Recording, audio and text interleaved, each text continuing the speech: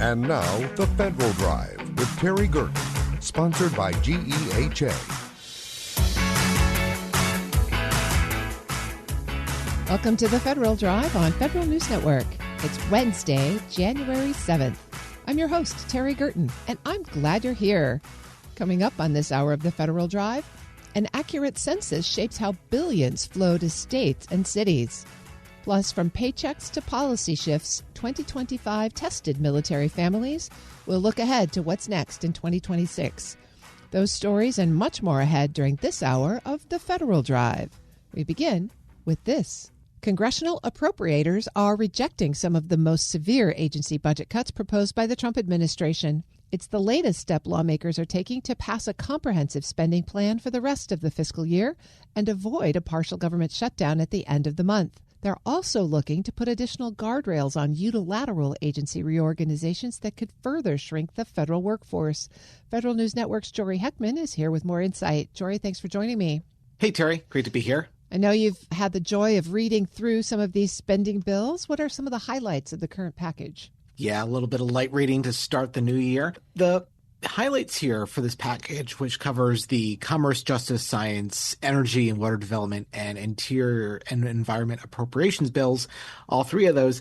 The real highlight here is some provisions included that would put some controls on agencies' ability to go ahead with agency reorganization efforts.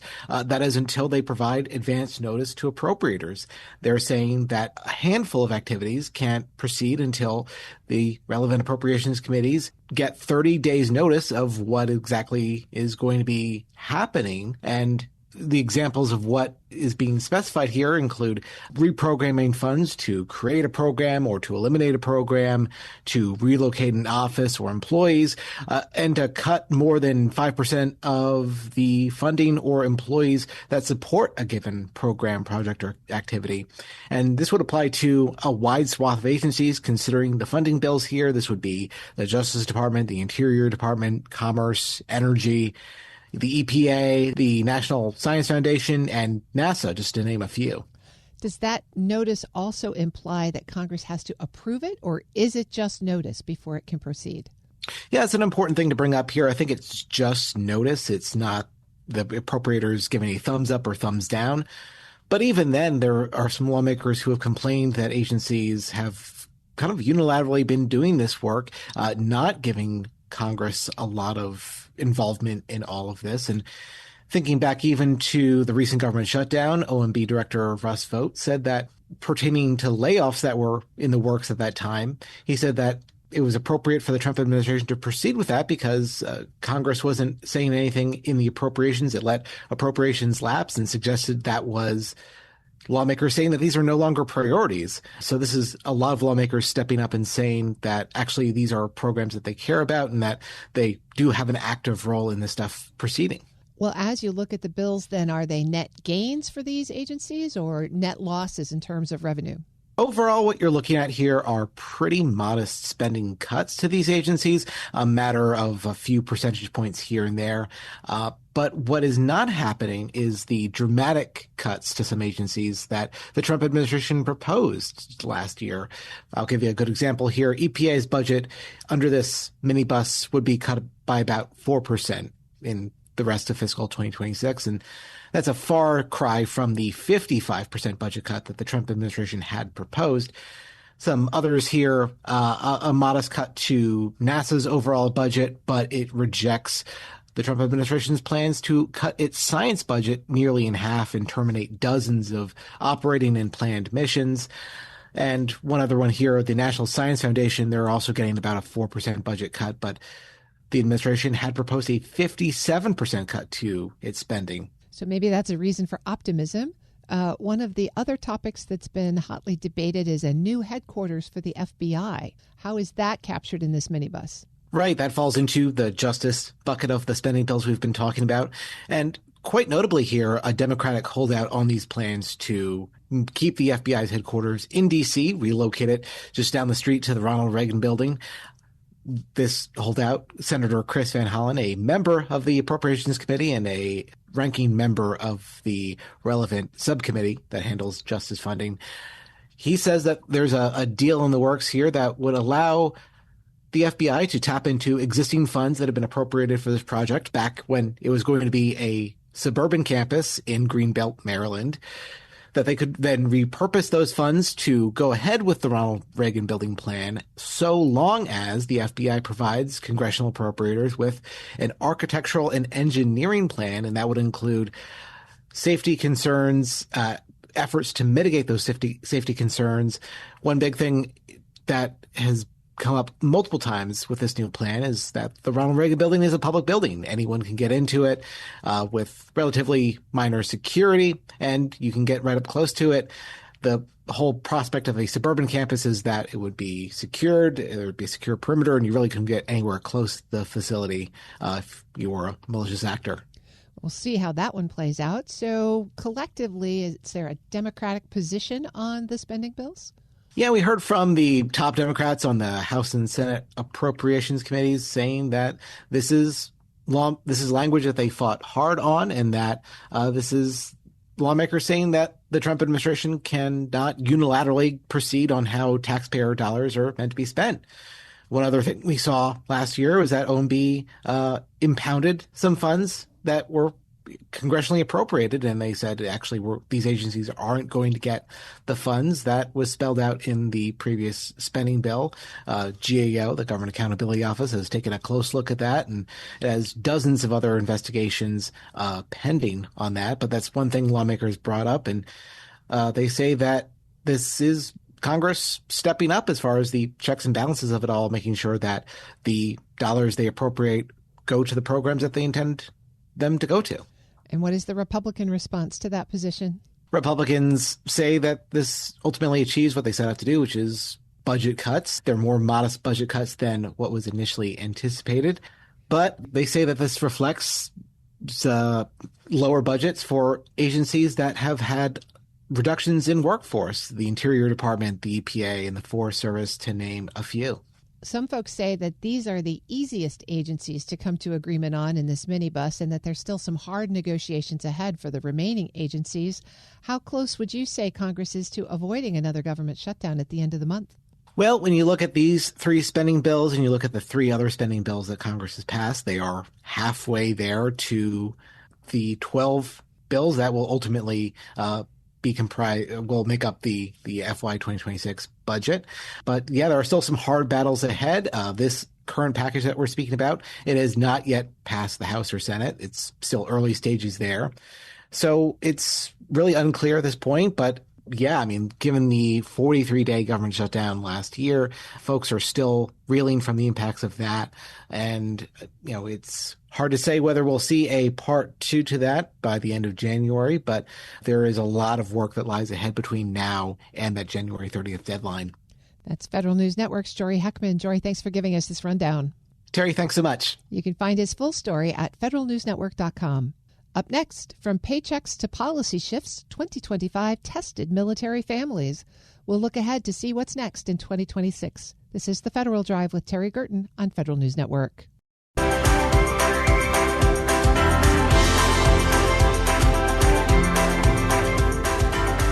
Welcome back to The Federal Drive with Terry Gerton on Federal News Network. Financial strain, workforce upheaval, and uncertainty marked the past year for service members and veterans. Mike Meese, president of Armed Forces Mutual, looks back at the biggest challenges of 2025 and ahead to the policies that could shape 2026. Mike, it's great to have you back.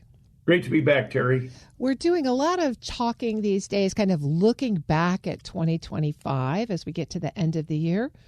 As you do that, what are some of the biggest challenges that service members, veterans, and military families faced?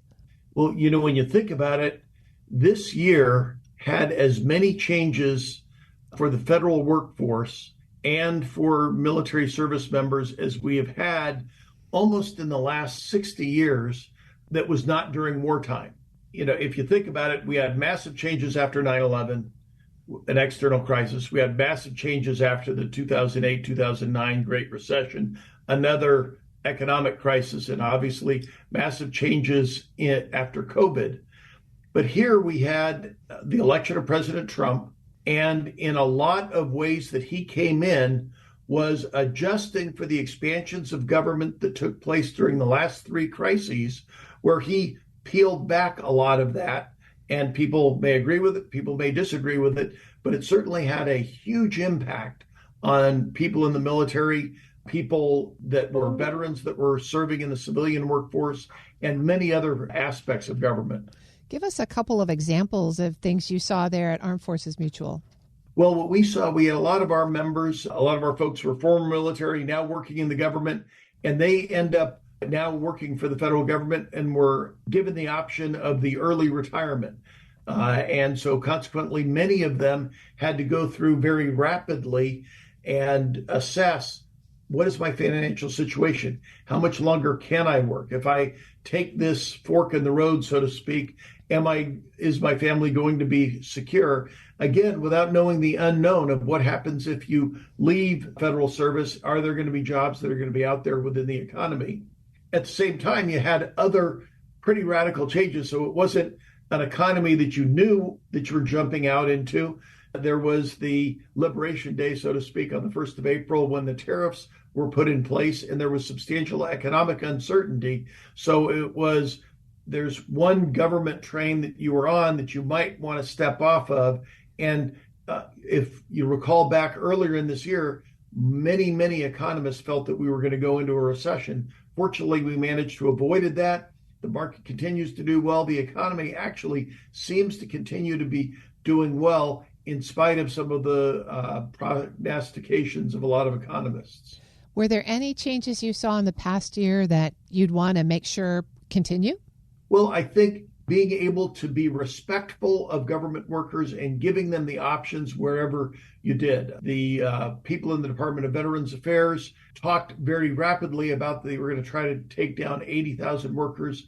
Most of those have tended to be by voluntary separations or not hiring new people. And it's had an impact on the workforce, but as much as possible, respecting the wishes of government workers and being able to do that has been a positive thing. Also, it will be very interesting because we, as sort of a studier of this from a public policy perspective, the president has really stretched the bounds of executive power, and now courts and increasingly the Congress are peeling that back. One example was when the president adjusted the collective bargaining rights of many federal workers. Congress has recently started to peel that back. And so the question is, are many of these changes that were done unilaterally by the executive going to stand the test of time as a powerful president doing things? Whether you agree or disagree with them, unless they become institutionalized, we will tend to revert back to where we were before. That's helpful insight. Certainly one of the things that marked the calendar year 2025, the beginning of fiscal year 2026, was the government shutdown, the longest lapse in appropriations ever. I think so many folks don't understand the tenuousness of many service members and veterans' financial status, and whether they missed a SNAP payment or they missed a paycheck, many were really significantly impacted. Talk us through that and what you saw at Armed Forces Mutual. Yeah, it's unfortunate, but somewhere in between a quarter and a third of service members are just one or two paychecks away that if they had a $400 extraordinary expense, that would really set them back. And so consequently, although fortunately the shutdown was resolved and no military paychecks did not take place, there was a heck of a lot of uncertainty in that. For Armed Forces Mutual, for example, we have a lot of people that pay us their insurance payments by allotment. Normally, we get those allotments 4 days before payday, or we get the information from the Defense Finance and Accounting Service 4 days before payday. We actually did not get them till about 12 hours before payday. So it literally was the federal government putting things together right before the 31st of October to be able to get things done. And that anxiety for us, and I'm sure every other military supporting organization, all the banks and everybody else, were working right at the last minute. Service members were postponing vacations. The biggest issues that we saw was people that were literally in the middle of a permanent change of station, and the funds either would not come through for that, or maybe they were supposed to go into government quarters, but it was not an essential person that was going to inspect those government quarters. So they're living on the economy, having to pay for a hotel bill while they were moving into those quarters. And so although it did not affect everybody across the board, there were selected pockets where people ended up with some very extraordinary expenses that they might not have been prepared for. Mike, there was some proposed legislation that would perhaps mitigate this in the future. What's your sense of its possibility? Well, the good news was, and I think we talked about this when we talked in October, everything in the law says that people that were going to be furloughed were in fact going to get back pay. And when this passed, there was part of the law was for individuals to get back pay. That ought to be permanently part of the law so that you remove the uncertainty and the potential threats that people are not going to be paid on that. In fact, what we really ought to do is find a way for Congress and the executive to work together to get all 13 bills passed by the end of the fiscal year. And that way you don't run into this challenge. In fact, this shutdown is probably a good example because I don't think whether you're on one side or the other, anybody hugely politically benefited from this one way or the other. People will write op-eds about it, but nobody outside of Washington cares about that. They just know that government didn't function for almost a month and a half. I'm speaking with Mike Meese. He's the president of Armed Forces Mutual. So, Mike, what lessons do you want to make sure that service members, families, and veterans take from 2025? Well, the first is, and just following up on the shutdown, some people ended up, especially federal civilian workers, they got lump sum pays in November, at the end of November, where they deferred going out to dinner, deferred a vacation, or deferred other expending in October. When you get that lump sum pay, that's actually a good opportunity because you can't go back out to dinner like you were going to in October. Save that money, set it aside in an emergency fund, prepare for future potential shutdowns, and put the money toward your long-term goals. So that, I think, would be a very important thing. The second thing is be prepared yourself always. And that's keeping your skills up, keeping your resume handy, keeping that LinkedIn profile there. I don't know what will happen in the future in terms of other federal government shutdowns or opportunities for a deferred retirement system, but it's always something that people should bear in mind that especially since we have seen that government jobs that they thought were going to be permanent may not be permanent, you've got to be able to have other options.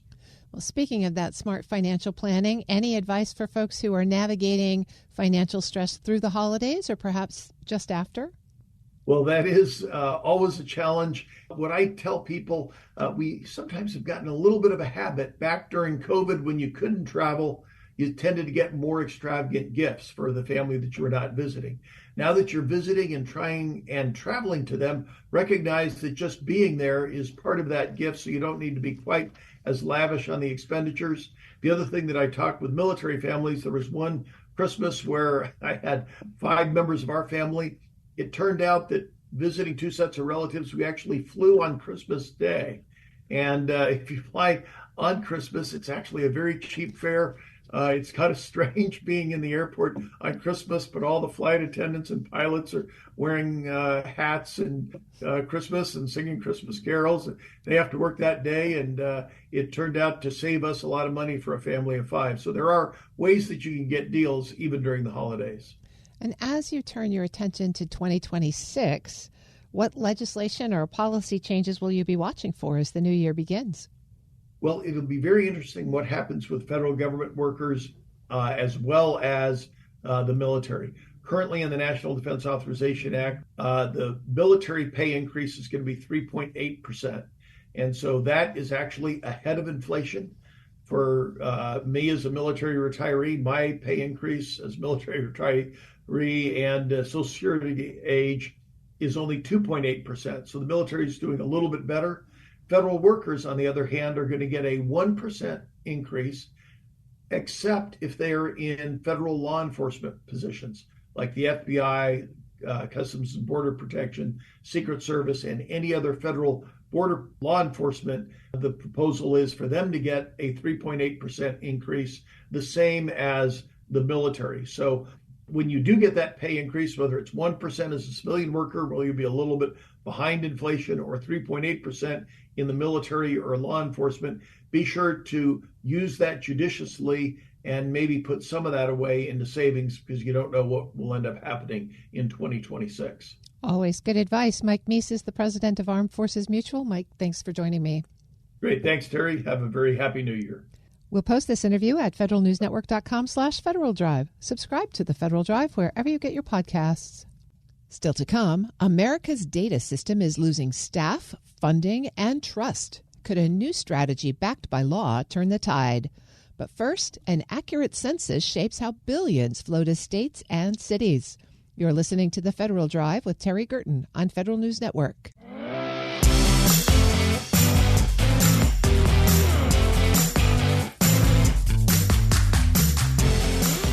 Welcome back to the Federal Drive with Terry Gerton on Federal News Network. The census is more than just a head count. It's the foundation for funding schools, clinics, and roads. A new report shows why accuracy matters more than ever. Sean Moulton from the Project on Government Oversight is here with the details. Sean, it's great to have you on the show. I really appreciate you having me. You have done some recent research that connects in very detailed ways the accuracy of census data to federal funding programs.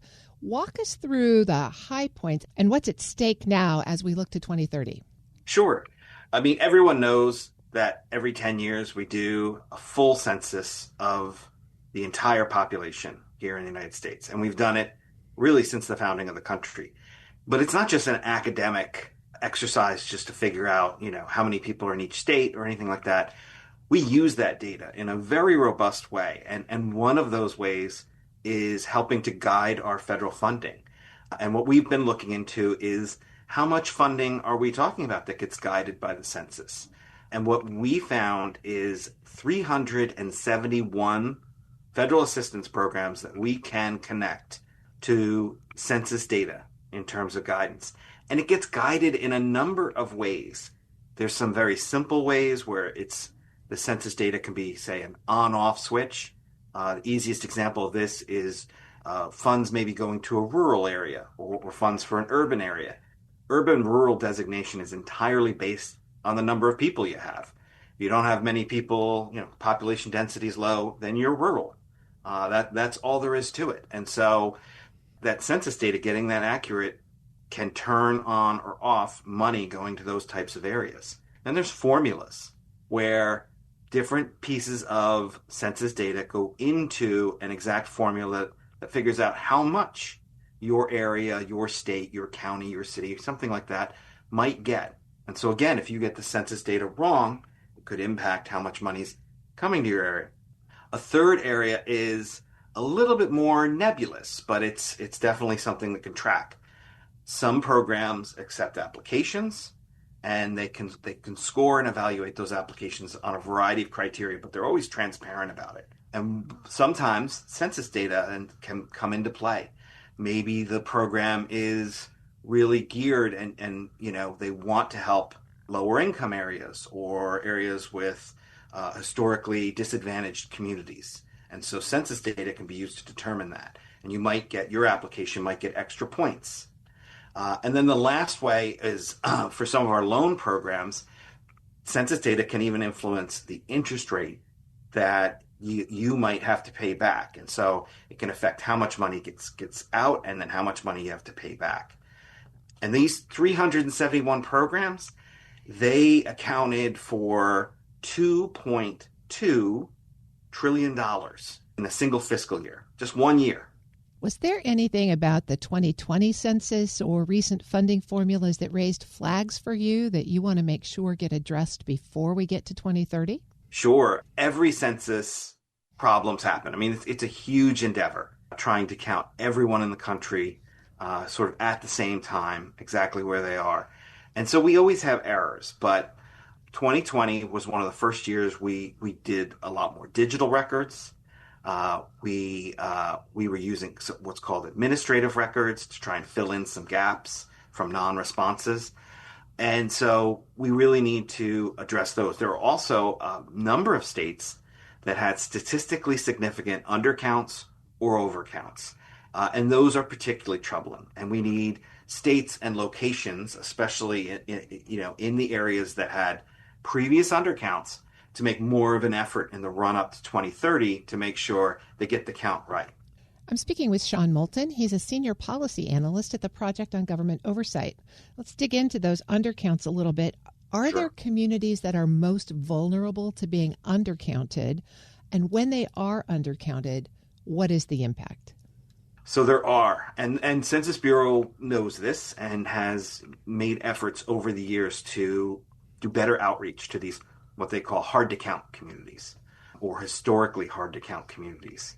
And these are communities, lower income communities because of the digital divide.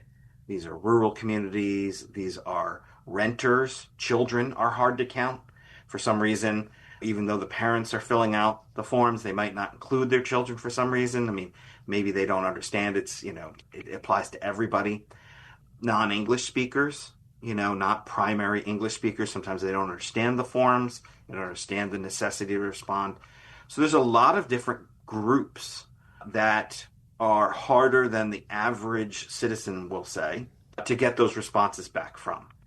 And so, again, this is where states and cities and counties can do a better job of reaching out and making sure their community members know the importance of the census, not just as a, again, legal activity, but as something that helps the community and then responds. The census is supposed to count every single person, right? Citizens Correct. And non-citizens. We had the addition of a citizenship question in 2020. Certainly, we've had a lot of focus under the Trump administration on citizenship. What impact do you think that's going to have leading into the 2030 count? Well, so in 2020, we had an attempt to add a citizenship question, and it went all the way to the Supreme Court, and they tossed it out on a procedural issue. They said, it's a question you can ask. It's been in the census before, but they did it in the wrong way. Their process was wrong, flawed. So we may be seeing another fight over that. The real problem is the citizenship question. There's not much evidence that it's going to give us anything of importance. And so, and more importantly, a lot of what we use the census for, it doesn't matter if you're a citizen. I mean, the funding for hospitals, or healthcare or roads. The roads don't care if you're a citizen and driving on them or if you're a non-citizen and driving on them. And we need to repair the roads based on the wear and tear and how many people are there. And the same for mass transit and other things. We're funding for everyone. And so if we try and narrow our ask to citizens, we're going to get our allocations of funds wrong. And citizens will then be also penalized. That they'll have roads that aren't being repaired fast enough, and they'll have problems, getting into emergency rooms and what have you. So even though the funding is, I gotta fix that a little, and citizens will also be affected because they will encounter the problems that the low funding leads to. Poor maintenance on the roads, longer wait times for their health care. And so even though they may think, this is about citizens, non-citizens, everyone's affected when the funding gets impacted. Do you have a sense that members of Congress understand this connection? I mean, at the core, one of their jobs is to bring home money to their districts. If the census count is accurate, the better their funding will be. And yet, do you think they really understand the importance of the accuracy here? I don't. It is pretty buried. We had to do a lot of research to figure out the extent of this. And I can tell you that just a few years ago, the Census Bureau used to do a report somewhat along these lines, and their number was much, much lower. It's only been in recent years that we've kind of expanded our understanding to realize just how important the Census Bureau numbers are in terms of guiding federal funds. Are there steps that Congress or the Census Bureau should take now to improve accuracy coming into the 2030 census? I mean, 5 years seems like a long way off, but census is already getting ready. It is. It is. A lot of people don't realize there's a lot that happens in between those 10 years. But right now, probably one of the biggest things would be to get ready to participate in what's called LUCA, Local Update of Census Addresses. And this is a process that the Census Bureau runs in the run-up to every decennial census, where they reach out and they try and get participation of local officials, county, city, state, to update the addresses they have. And an interesting fact is, if the Census Bureau doesn't have your address, then it doesn't matter if you fill out the form or not. You can't be counted. The address comes before the household's response. And so if somehow you're living in a recently refurbished apartment over a garage, and the post office doesn't have that address officially on file as a new residence, then you're not going to get counted. And so we really need to update those addresses and keep them as up to date as possible, because it's the first step to getting the responses back. Just to wrap up sort of on a more systematic note, is having this much federal funding dependent on the census the best way to go forward? Are there other funding formulas that we should use? Maybe even wrong, it is the best source of data that we have.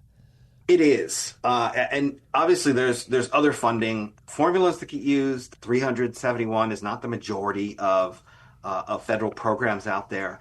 But when you're talking about trying to assist individuals and households, then the census data really can help us find those households and say, inside a state or inside a city, how much should they get? And we're going to use data to help drive and allocate those, rather than simply dividing it up into, 1/50th, and every state gets that amount. It doesn't make any sense. If one state needs more, it should get more.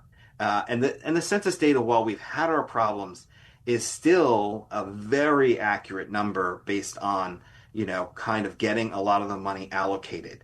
We get some things wrong, and we're always trying to improve that, but it's still an incredibly useful tool for the federal government and for private individuals. Corporations use a lot of census data to figure out where they're going to put their next grocery store or what have you. And that's because it has proven to be such a reliable tool to help guide those kinds of decisions. I've been speaking with Sean Moulton. He's a senior policy analyst at the Project on Government Oversight. Sean, thank you so much for this fascinating deep dive into the census. Thank you for having me. We'll post this interview and a link to the report at federalnewsnetwork.com/Federal Drive. Subscribe to the Federal Drive wherever you get your podcasts. Coming up next, America's data system is losing staff, funding, and trust. Could a new strategy backed by law turn the tide? This is the Federal Drive with Terry Gerton on Federal News Network.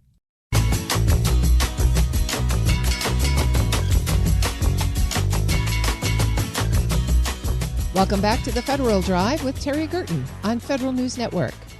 A new report warns that America's federal statistical system is at risk, citing steep staffing losses, shrinking budgets, and eroding public trust. The analysis outlines 9 steps to stabilize the system and modernize data delivery. Nancy Potok, former chief statistician of the United States, explains why the fix may require an entirely new organizing strategy backed by law. Nancy, it's so great to have you on the show. Thanks for being here. Well, thanks so much for having me. You participated in an annual report from the American Statistical Association, their latest assessment, which describes this system as being at risk. We'll deal with some of the specifics here, but let's start at the top. How risky and why does it matter? Sure. Well, we're talking really about 13 primary statistical agencies that are decentralized and embedded in different cabinet departments or agencies. And then we also have about 100 what I would call statistical offices or units that are small statistical areas across different agencies that aren't designated as the principal agencies. But we focused on the 13 agencies. And just to give an example, couple of examples of what I'm talking about. The Census Bureau is a statistical agency in the Department of Commerce. So is the Bureau of Economic Analysis, which puts out GDP numbers, for example. The Bureau of Labor Statistics is one of the agencies. They're in the Department of Labor. We've got the Energy Information Administration in energy, National Center for Health Statistics, which is in CDC, which is in HHS. I hope everyone understands the acronyms. It's health, etc. So there's 13 of them, and they're in all different agencies: transportation, there's Social Security, there's statistics of income and IRS, etc. And there is a chief statistician whose job, actually in the Paperwork Reduction Act, is to coordinate the system and to help the system come up with standards and quality, standard operating procedures, what you should be doing in terms of confidentiality of data and privacy protection, et cetera. And that position resides in OMB, the chief statistician. And then there's an interagency council on statistical policy that is all of the statistical officials that come together periodically to try to coordinate. I really appreciate the clear perspective there. And you participated in an annual report from the American Statistical Association, their latest assessment, which describes this system as being at risk. We'll deal with some of the specifics here, but let's start at the top. How risky and why does it matter? It's very risky, and we'll delve into the details of why it is. But it matters because these statistical agencies are what I would call essential infrastructure. So they produce information that policymakers depend on. And when that information is not trusted or when there are holes in the system, that can really affect decision-making at the local, state, and federal level. In fact, sometimes local and state officials are much stronger advocates for federal statistical data than we're seeing right now in Congress, where we need some champions here. But there are so many really critical decisions that are made based on federal statistical data. I mean, for example, the census everybody knows about, an apportionment of Congress, and that's in the Constitution. But also, recently the head of the Federal Reserve was talking about his concern about Bureau of Labor Statistics information because it feeds right into their decisions on interest rates. So all across the board, there's really a lot of key decisions that affect people's lives that are based on this information. And so we want it to be accurate, high quality, objective, not politicized, and readily available to people to use, and people trust it and know that it is protected. The report documents a number of pressures on the system. The first one is staffing. It says that most of these agencies have lost 20 to 30% of their staff in the last year. How are you seeing that play out in operations, in data collection and reliability? How does it show up? It shows up in very scary ways. And I'll start with the most extreme example. And I do have to say, in fairness, some of these staffing reductions are just what I would call collateral damage of what we have seen across all agencies in all areas for staffing reduction. But, I'll start with the Department of Education. So the Department of Education has a National Center for Education Statistics. It's a relatively small agency, but they put together critical information about how are we doing with educational achievement, and they gather that from all the states.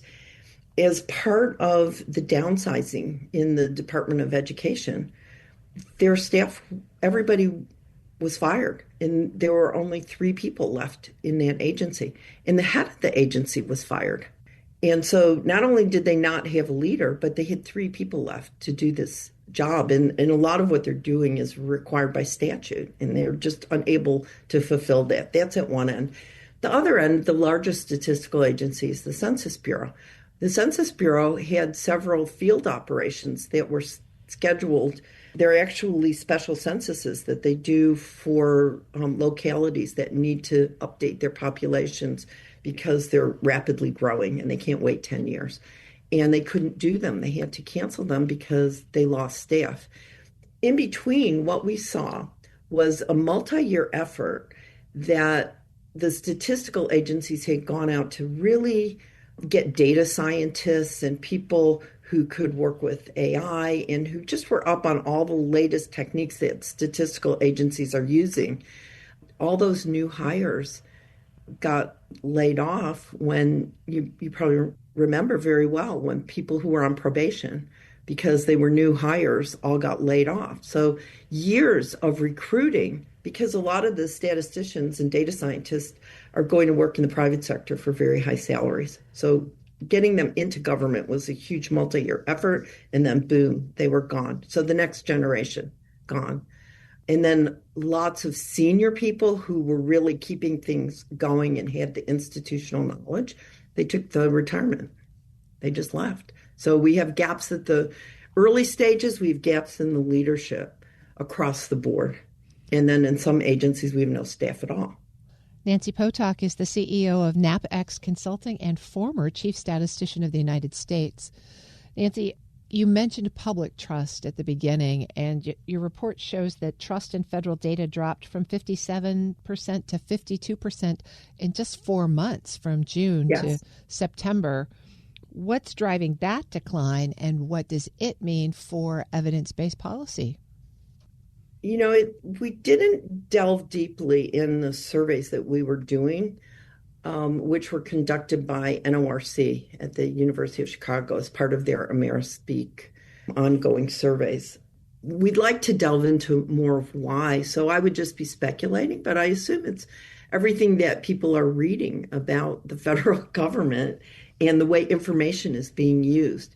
So if you're reading that, information is being used for law enforcement, for example, that agencies are sharing data for law enforcement. In the public's mind, it may be difficult to sort that out. They are not necessarily that familiar with all the protections around statistical data and that it cannot be used for anything other than a statistical purpose. So if they're worried about information being shared and their privacy and confidentiality, that could also reflect on their willingness to participate in the surveys. And we're seeing response rates drop, which affects the quality. So it's a bad cycle. In addition, when the head of the Bureau of Labor Statistics was fired, we had words that came from the president saying how bad the statistics were, and really impugning the quality. So if people are listening to the president, which they are, that would also affect their trust. The report mentions 9 new recommendations, and there were other outstanding recommendations. If Congress could move forward on these, which would you want to see them take on first? So I know a lot of people talk about the staff and the resources, and there's sort of a baseline at which these agencies operate that needs to be met. But I think in my mind and in the mind of my colleagues on this study, the thing that we want to see most is a strategy with some muscle to it to modernize the system. A lot of people have talked about, should we centralize these 13 agencies into one, Office of National Statistics, which most countries in the world have one Office of National Statistics. We have this very decentralized system. That's a topic that's been around a long time. What we're saying is, look, there's many things that can be done to improve this system. It's not just money. We need a really strong chief statistician. We need some statutes that will drive modernization and innovation, kind of like a technology innovation fund almost, where we bring together strong leadership and give them the resources they need to work out with partners outside the federal government. We put in a very strong pitch for bringing in the private sector and academia to do some of this heavy-duty research on how we modernize statistics, and then bring that back to the agencies who are kind of busy maintaining, and then give them the resources to implement it. So let's see some money go outside the government for this research. Let that research be directed towards how we have better federal data and statistics, and then let's implement. But we need a strategy for that and really strong leadership. And I think for some people, when they were looking at the report, they viewed it as, oh, they're just asking for more money, like all agencies. And that is absolutely not the case. And I want to be clear about that. We are advocating for coordination inside and outside the government, removing the barriers to that, and putting enough money in to fund what a strategic approach would prioritize, because they're doing a lot of stuff they don't need to do, but they don't have the leverage to stop doing those things. They still have to do those. So we just want to see almost like a remake of the system, a rethinking. Where in Congress does that responsibility lie? Well, that's the problem, because we've got 13 plus agencies, and they're all in different subcommittees. And so that's part of what we identified as an issue, is that there's not enough oversight. Two, the agencies many of them are buried deep in the bureaucracy, and they never get to talk to Congress directly. And third, kind of in the days when it was what I would call really the heyday of federal statistics, when they were very strong and supportive, there were champions in Congress. A couple of members, in the Senate and really understood the value of data and worked across all of these many different, appropriations subcommittees and oversight committees to really think about this as a whole. We do have what I would call data champions in Congress right now, but a lot of times they're focused on open data and just AI in general and those types of things. And they haven't really understood the role of the statistical agencies in that greater, what I would call data ecosystem. And so that's the challenge, is getting the focus on that to understand this is basic infrastructure of our country. It's super important. Somebody's got to pay attention. I've been speaking with Nancy Potok. She's the CEO of NapX Consulting and former Chief Statistician of the United States. Nancy, thanks for sharing this report. There's lots to look forward to. Thank you for having me. I'm really glad to have the opportunity to talk about this. We'll post this interview and a link to the report at federalnewsnetwork.com/Federal Drive. Listen to the Federal Drive on your schedule. Subscribe wherever you get your podcasts. Here's some good news for 2026. The buzzword in federal IT and acquisition community will not be artificial intelligence. But don't worry, AI and all the things around it will continue to be a hot topic. For more on the federal IT and acquisition topics some experts say they'll be watching closely, Federal News Network's executive editor Jason Miller joins me with details from his annual survey. Jason, good to have you. Always a pleasure, Terry. So I have to ask, if AI is not the buzzword, what will be? I talked to 7 different, former federal executives, people like Jonathan Albom, the former USDA CIO, now over at ServiceNow. I talked to folks like Nancy Seeger, who's over at Guidehouse, former IRS CIO. And I talked to some acquisition folks like Mike Hettinger, who spent time on the Hill, other folks who are kind of experts and who have watched this stuff closely. And what was interesting to me is, of all when I say, okay, what's the big buzzword? If 2025 buzzword was cost savings and efficiencies, what do you think buzzword will be in 2026? And I got almost 7 different answers from 7 different people. So some folks said, like Matthew Cornelius from over at Workday, he goes, government-wide human resource transformation. Not surprising. It's a big play for Workday. But Melvin Brown, former OPM deputy CIO, talked to me about speed to capability and acquisition models spreading beyond DoD. I thought that was a really interesting one. Kevin Cummings, former Senate staffer, now over at Franklin Square Group, talked about fraud prevention. This idea of combating waste, fraud, and abuse, it's a perennial issue, but he just believes, based on what he's seen, whether it's the 8A program or what's the latest news from Minnesota, this administration will really go deeper on that. And then a couple people mentioned DOGE, right? Is it gone, but not really gone? But okay, what's this really going to mean as we head into 2026? And then finally, the last one I'll just point to is someone did mention AI, Jonathan Albom, as per mentioned, but not this idea of deploying AI, but really how to make it tangible to mission value. So a couple tidbits in there that of course people, you ask 7 questions, you get 8 answers, right, Terry? Sounds like underneath all of that, though, is a technology backbone. modernizing technology or something like that. What are the big IT and acquisition initiatives those experts say they'll be watching closely? A lot of them came back and said a lot of the things that happened in 2025, how that's going to continue to play out in 2026. But let me give you just a couple that I thought really stood out to me.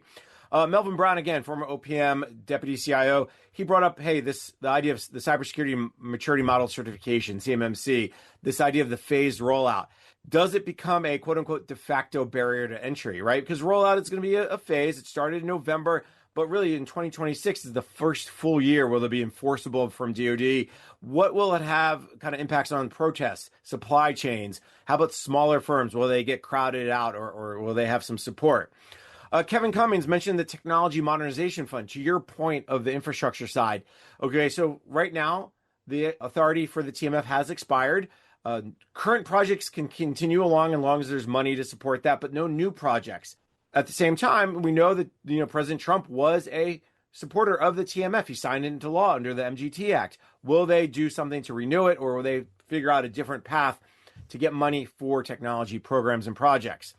And then several people talked about the recently launched Tech Force effort from OPM.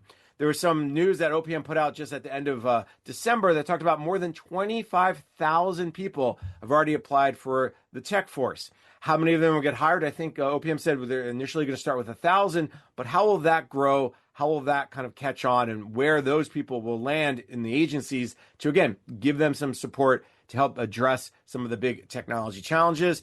And of course, you can always count on someone like Julie Dunn, former FAS commissioner, to dig deep into acquisition and talks about Title 41 acquisition reform. Now, you asked me, what is that? Well, this was a proposal in the House NDA that did not get into the Senate side, but really would increase some of the acquisition thresholds, micro purchase threshold, simplified acquisition threshold. How will that be used? And how will that also improve the way they buy cloud services? So I know there's a lot there, Terry, but those are just a few of the tidbits of things that they're going to be looking out for. One of the other provisions that everybody was anticipating in the NDAA that didn't make it in was right to repair. Did anybody bring up that issue? That did not come up in my survey, but I think that's part of this bigger discussion around the supply chain itself. And I think there is a lot of concerns about, okay, what will a lot of these changes, again, whether we're talking artificial intelligence, whether we talk about cloud, how does that impact the supply chain and the speed to capability trend that I think we're starting to see? How also will that be kind of that move out of DoD, get implemented in DoD first, and then move into other agencies?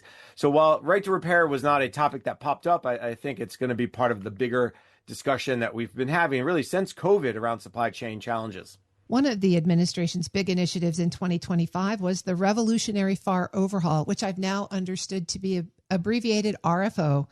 While that is not finished yet, were there suggestions from the survey about what policies or regulations the administration ought to tackle next?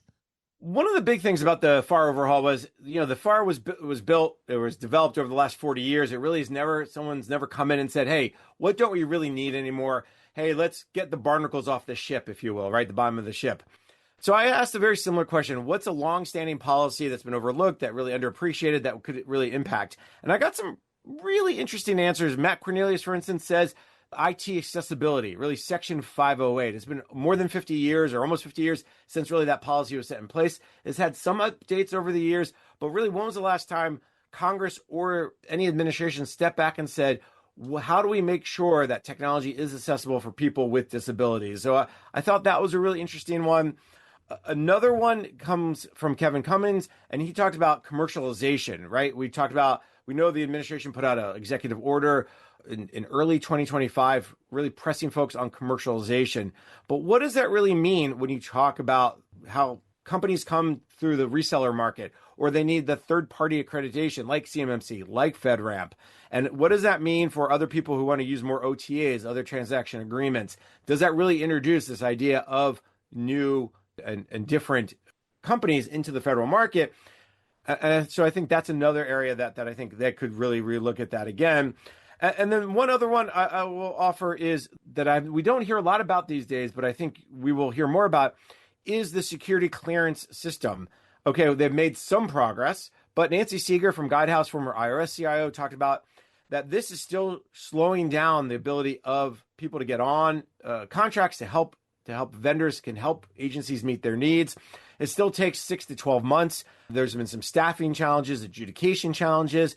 How can the government really look at portability ideas? How can they look at other things that could improve the talent retention, reduce costs? So I think that's another area where I think they'd like to see the government step in and say, how can we redo this? One of the concerns that I think some folks have is that it took so much energy to get the FAR out in the way it is now, and there's still another big task ahead to actually write the rules and get through the rulemaking process. Any concern that that's going to shift the thinkers away from creating new policy initiatives? I think with any administration, they know their time is short.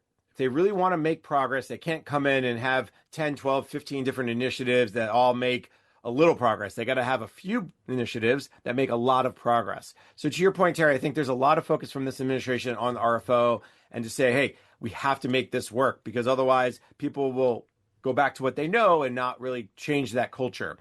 So while I think the FAR overhaul will continue to be a huge priority for this administration, and especially as a big story for 2025 that I don't think last time we talked, we mentioned, they actually have an OFPP administrator for only the second time in 8 years, and one that's been Senate confirmed, who's permanent, Kevin Rhodes. So I think having that person in place really can help kind of push forward that.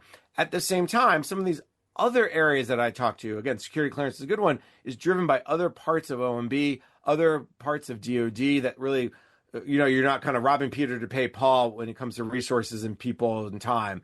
So I think that's why I think it's important to say, what can we make the most progress on, and do we have those resources behind it? And again, that's something that every administration has to kind of balance out. Jason, you've given us the highlights from your survey. I want to know what you personally are watching for federal IT and acquisition that these folks didn't mention. Once again, I really had to think deep because every time I kind of thought of something, I said, oh, well, nope, that got mentioned. Or, oh, what about this? Nope, that got mentioned. The one thing that came to me and that we only got a little brief mention is small business changes and challenges. And I'll specifically call out the Small Business Administration's audit of the 8A socioeconomic program. This is going to come out in early January, potentially February. The trickle-down effect on the small business community, I'm really interested to see what happens. We know that several agencies have really cut their small business offices to the bone, down to one people, like the Air Force, Treasury, that we've heard rumor, HHS.